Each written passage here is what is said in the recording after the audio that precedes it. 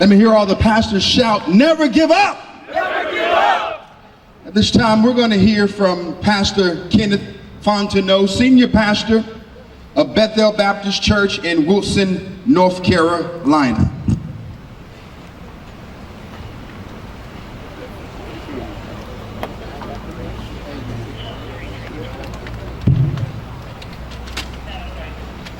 Good morning, ladies and gentlemen. Good morning. Thank you for investing your time to be here today. It is times like these that I feel really capture the essence of ministry.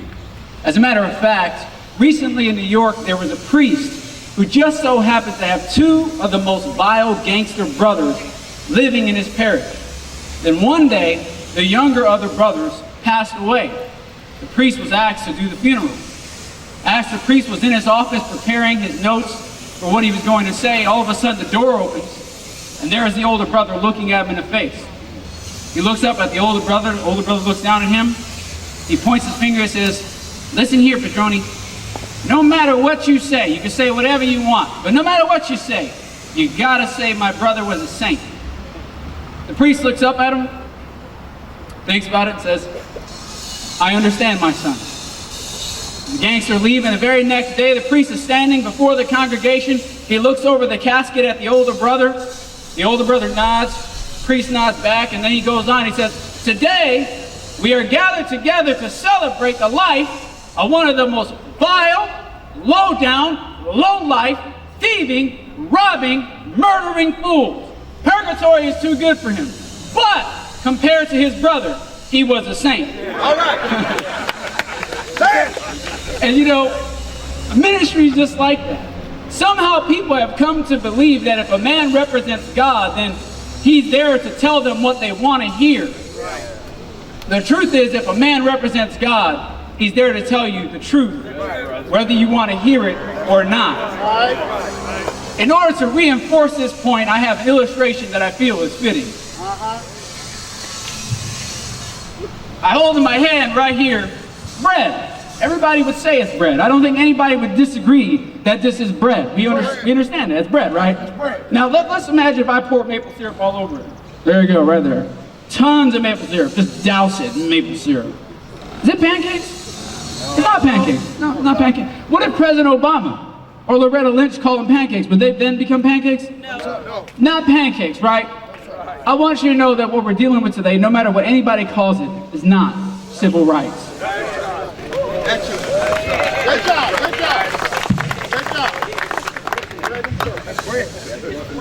That being said, I want to say that this issue of Charlotte's bathroom ordinance and North Carolina's HB 2 have nothing to do with civil rights that my ancestors fought for and that I have come to enjoy. They are completely different issues. In the largest sense, African Americans, who compose 40% of the population, were discriminated against because of the way they looked as a result of their birth. That's right. On the other hand, of the issue we are examining today deals with a very small percentage of the population whom we are discussing because of the way they behave. No law intended to protect minorities should ever be passed at the expense of the majority. The civil rights law of the 1960s did not hurt white people at the same time that they blessed black people or other minorities. However, the Charlotte bathroom ordinance would have made it legal for transgender individuals to use a bathroom of their choice at the same time that it would have made it legal for heterosexual individuals to use a bathroom they feel like using. Right.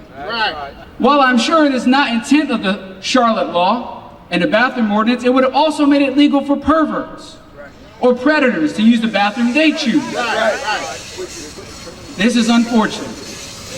What we as a people must understand about law and order is this. When someone passes a law, there is the intent of the law, and then there is the effect of the law.